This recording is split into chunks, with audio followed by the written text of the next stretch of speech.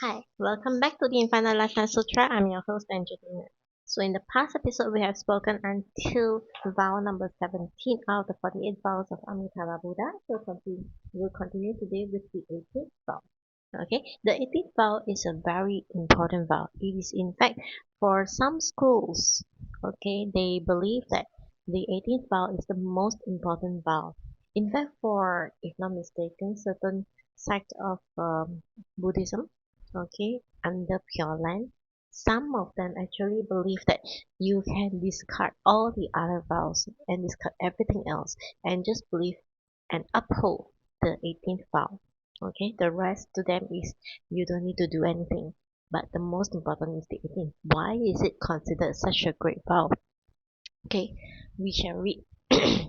我做佛时，十方众生闻我名号，知行心要，所有善根，心心回向，愿生我国，乃至十念。若不生者，不取正觉，唯除忤逆，诽谤正法。Okay, this is the vow of 10 chants and be able to be reborn in Western Pure Land. Okay, when I become the Buddha, the beings in all 10 directions, once they hear of my name, they will have great trust and confidence, which brings them to happiness. And all their merits will be dedicated to wish that they come and live, migrate, okay, to my Western Pure Land. Even if they just chant my name for 10 times, Amitabha, Amitabha, Amitabha for 10 times. If they don't get to meet this wish, it means that I am lying. Okay? So, Amitabha is a Buddha, he doesn't lie. So, this means that this particular vow itself is so incredible. Okay? The power is so incredible. How do you look at this? Okay? In the sutras, it has been documented that there are those who have prayed, okay, the entire lifetime. Okay, they pray the entire lifetime, and once they started this Amitabha practice, okay, they chant day and night, and then in about 3 years, when they have unwavering faith and concentration, then they actually just decide to follow Amitabha, going to Pure Land. Okay, but after the second. Okay, so when they do that, it is through a continuous practice. Okay, but there are also those who have done all kinds of things. They didn't believe in anything. They have never heard of Amitabha Buddha, but at their deathbed, okay, at the deathbed, somebody who is a good person decide to tell them, chant Amitabha, okay, at the deathbed. Chant Amitabha with all your heart. Okay, you may not want to die, but your time has come. So chant Amitabha Buddha to let him bring you to Western Pure Land. Otherwise, you won't know where you will end up in. And because of this, at this deathbed, this very last moment, that means this person has the merits to meet with such good fortune of somebody being able to go and tell them to chant Amitabha 10 times. Amitabha, Amitabha, Amitabha. Very ardently, very seriously, very courageously. And indeed, with just 10 chants, they see Amitabha Buddha coming over to collect them. Okay, a lot of people they cannot believe this because a lot of people think that, hey, that is not fair, He just chanted 10 times and then after that Amitabha will come and collect. So why do you need to be bothered to practice entirely, the entire lifetime? Okay, so why do you want to waste time? I can do anything I want. Okay, but you can do anything you want provided that your merit is strong enough for you to meet with somebody good who will tell you to chant Amitabha Buddha at your deathbed, at your death moment, at the time when you're almost expiring, this body is almost expiring. Can you guarantee that you have this kind of good luck? You can't guarantee, right? Nobody can guarantee. In fact, you don't even know when you're going to die, how you're going to die.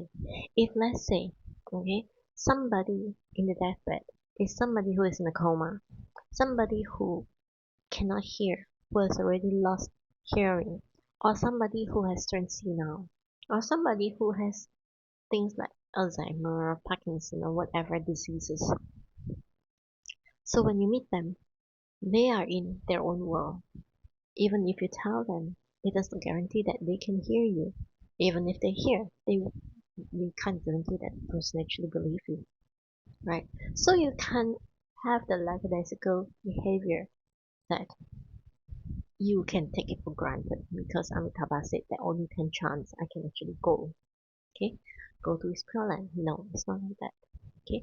A lot of things, okay? Therefore, Master Ching Kong, alright, despite all these potential cases, okay, there are already cases, registered cases, but you can't guarantee, okay? The most important thing about our life is that nothing is guaranteed, okay? Because things are fluctuating around us, things are happening around us without us realizing it. Things are moving around in ways that we cannot comprehend. If you actually already comprehend how things move around, you won't need to listen to Dharma talk, right? You will already be able to examine your past karma and you'll be able to know your future karma. So you just have to leave everything to karma as is. You won't even need to be bothered. Okay, you will need to listen to the Dharma talk. You will know what to do. You will know how to handle things. But you don't. I don't. Okay? Do you know how you're going to die? Do you know when you're going to die? None of us know that. We don't know how or when we're going to die. So even if I do your person reading, okay, I can't guarantee that that is the time when you're going to die. Although in the person reading there are suggestions, okay, suggestions on what age the person will die, but it is not a guarantee. Okay, it's not a guarantee. Yeah, the person can be um, having good karma, or the person can be having bad karma. Okay, or the person may be doing bad karma, but due to something he has done in his previous life, which is actually the seed for him to have a long life, then probably he can have a long life, but it's a life that's suffering. Okay, that he cannot have peace even for a day of his life. Okay, so there are a lot of factors, and nothing, there's nothing that we can guarantee in this world. Okay, so when you're talking about at your deathbed, can you guarantee that you're going to heaven? You may think you're going to heaven because you go to pray religiously, okay, or you give a lot of donations to your religion, to the religious house that you are a part of, okay, or you think that you have been doing a lot of good, but you can't tell if your good is 100% good, or is it a good that is actually good to certain people but you're harming other people, right? You can't tell. You have no way of guaranteeing that your karma will definitely be 100% of positive karma only. You may have done something, and so the negative karma is hidden, right? Or you may think that I've been doing bad things all this time. Okay, I think I'm going to hell. But suddenly, because of something that you have done that you didn't even take it to heart, you didn't think about it. It could be a good deed. And then instead of ending up in heaven, you probably suddenly you end up in instead of ending up in hell, you suddenly end up in heaven. You won't know, okay? Because that particular karma just surfaces at your deathbed. Okay, so when we're talking about the death moment, okay, if you are among those who believe in Amitabha Buddha, among those who are always chanting Amitabha Buddha, then congratulations, you have that 50-50 chance. It's not 100%, it's a 50-50 chance that you might encounter someone good during your death moment.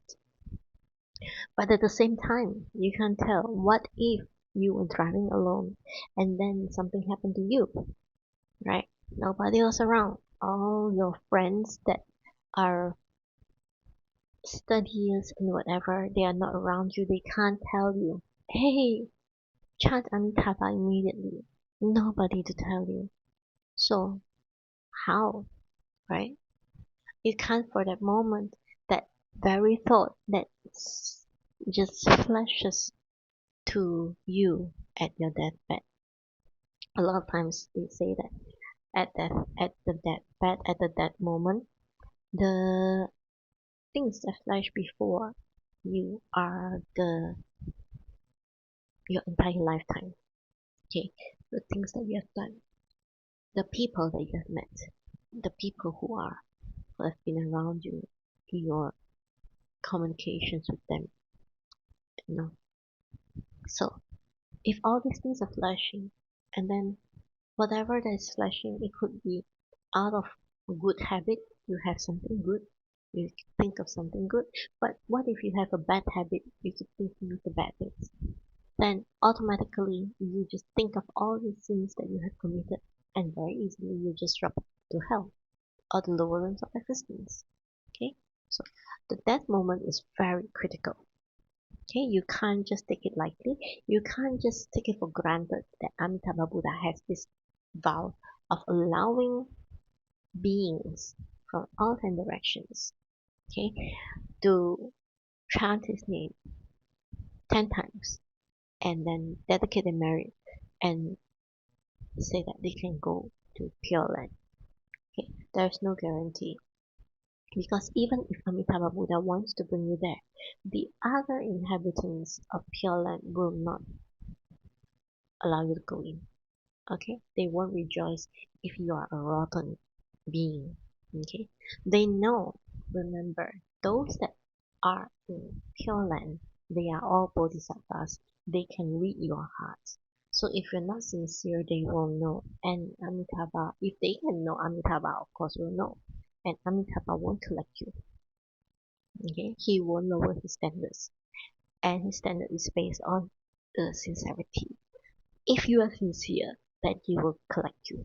If you are not sincere, you can chant him 1,000 times, 10,000 times, 1,000,000 times, and he still won't come and get you.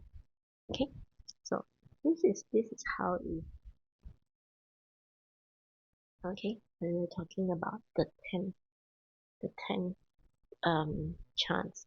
So, but if you really fear, okay, of ending up in places that you don't want to after your body expires, because some people may be free thinkers. Some people may believe that, oh, after I die, there is nothing more. The body extinguish, the spirit, or whatever, the mind extinguishes itself, and this body will then return to the soil. There's nothing more beyond that. This is a flawed thinking. Okay, it is a belief of annihilation, that nothing else happens after death. But even if you believe in that, it is already very flawed. Okay, we look at all the instances out there. Okay, there are proofs that there is life after death. There is also reincarnation. Okay, there are a lot of things going on. So death is not the answer. Death is not the end of it all. It may end your physical body, okay, but your soul, the spirit, that back to that, the energy source, okay, fueling this body, will jump on to another form of existence. Okay, take for instance, right, in the some of the recorded texts, okay, it was recorded that there were a couple of swine. Okay, the moment they're born, they have names of previous humans on them. Okay, right at the moment of birth. Okay, it's not even something of a tattoo that is being done by their farmer or anything. Okay, the moment of birth, the moment they came out from their mother's belly, okay, from their mother's womb, two pigs already have names of two famous past leaders of the community attached on them. So you can think, why is it that there can be names on the body of an animal? Okay, but why only some and not all? When they have such display, okay, usually the universe is pretty much minding his own business, okay, the universe. But it's just a matter of probably there is a need, okay. The Buddhas and the Bodhisattvas think that there is a need to remind us mortal beings that you can't do bad without facing bad consequences. Those two were leaders of the people and they have waged wars. Okay, they have done some things. Okay, not at of course when it comes to war there always be some who thinks that they are great leaders. There are also those who were harmed by them during that time. So these they are horrible people, but they may have benefited a lot, but they still have done something bad to a smaller group of people. Okay, so whatever the bad things that they have done to this smaller group of people, there is still karma they cannot escape. So what happens is that after many years, two pigs were born, and these pigs had these names on the labels. So could it be that they were reincarnated because of these people? So there is no way that science is going to be able to measure that. Okay, but these swine, these two little piggies, for no reason they have names on their body upon their birth, is something that is unresolved. Okay, consider that as an X-file. In fact, X-files usually happen because science cannot explain them. It's like when you go to, there are also those instances where, even if you go on YouTube or on any of the social media, when you look at those paranormal shots, okay, um, they say about spirits roaming and things like this, right? So there is this such possibility. So you can't disregard and think that, oh, after death there's nothing else. You can't disregard that. Okay. The fact is there is still other things going on even after a person died. So therefore, can you guarantee where you're going? Okay? You can guarantee, I can guarantee. So the only way that we can be sure that we are really holding our life to our own responsibility based on our own desires, our own effort, we choose to go to Western Pure Land. Okay, when we choose to go to Amitabha's Pure Land, we chant Amituofo day and night. Okay, we don't wait for that moment and hope that somebody will remind us for the chanting. One of the ways to cultivate a habit of chanting is the 10 times chanting method. Okay, what's the 10 times chanting method? One day, 9 times a day, each time you chant 10. Amitabha, Amitabha, Amitabha, Amitabha, Amitabha, Amitabha, Amitabha, Amitabha, Amitabha, Amitabha. 10 times, right? So 10 times, 9 times a day. 10 chants in 9 times a day. When are the 9 times? Morning, when you wake up. Okay, so you forgot. Before your breakfast, after your breakfast, before you go to work, when you start work, before your lunch, after your lunch, before your dinner, after your dinner, before bedtime. Okay, did I say more than 10 times already? But regardless, anytime at all before you start doing something, you just turn Amitabha. Okay, breakfast, before breakfast, after breakfast, wake up, sleep, and then in between, before lunch, after lunch, before dinner, after dinner. Okay, so another one is 9 to 9:10 when you finish work. Okay, so this is how you can cultivate. Okay, you can cultivate it at other times, like for example, before you start work, or after you end work, before you do something, or after you've completed something, then you just chant Amitabha 10 times. It is a cultivation of habit. Okay, the more you cultivate them, the habit becomes ingrained in you. So this is one of the ways to get you into the habit of chanting Amitabha at least 10 times. Okay, eventually the more you chant, okay, as it becomes a habit, the more you chant, the more easily it is that you are able to just call up the name of Amitabha at any time at all. Like for example, if you are not thinking of anything, okay, like if maybe like you're doing your housework or something, when you're not doing any brain work, not doing any thinking work, okay, then you can just, while you sweep the floor, you chant Amitabha. While you vacuum the floor, you chant Amitabha. While you're mopping the floor, you chant Amitabha. While you're wiping the windows, you chant Amitabha. Okay, so every time at all, you just chant, wipe the windows, Amituofo, Amituofo, Amituofo, Amituofo. Just keep wiping and keep chanting. Whatever you do, you just keep chanting. Okay? I love it when I don't have to do brain work, because then I can do chanting. Okay? But when there is brain work, then I'll just do my brain work, and the moment I finish my brain work, okay, I go back to Amitabha chanting. Okay? I don't need to be like, there's no obsession like I must discard everything. No need. Okay? You just have to make it into a habit of chanting Amitabha. Right. You don't need to discard your lifestyle. You don't need to discard your livelihood to chant Amitabha. Okay. You have to know how to strike that balance. Okay. Chant after you have finished your brain work, or chant during those times when you don't need to do your brain work.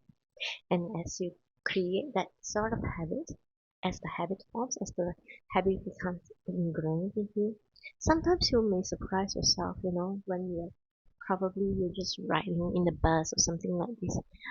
That recall of Amitabha is always running in your mind, and suddenly, subconsciously, it keeps running in your mind.